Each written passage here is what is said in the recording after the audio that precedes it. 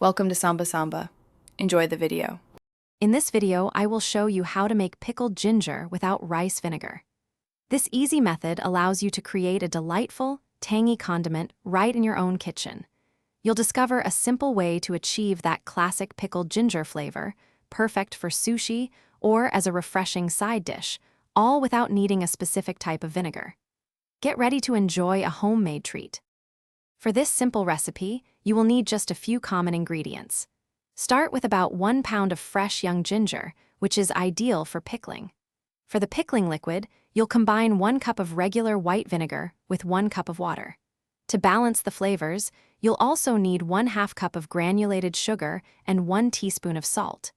These basic items are all it takes to create your delicious pickled ginger.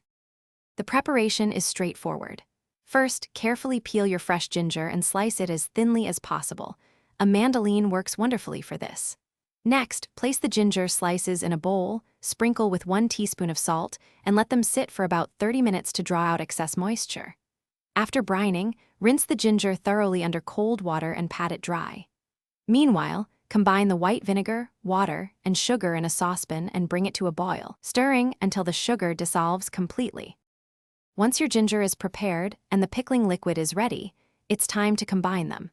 Carefully pack the thinly sliced ginger into a clean, heat-proof glass jar. Then, pour the hot pickling liquid over the ginger, making sure all the slices are fully submerged. Allow the jar to cool completely to room temperature before sealing it. Refrigerate your homemade pickled ginger for at least 24 hours before enjoying. It will keep well in the refrigerator for up to 2 months.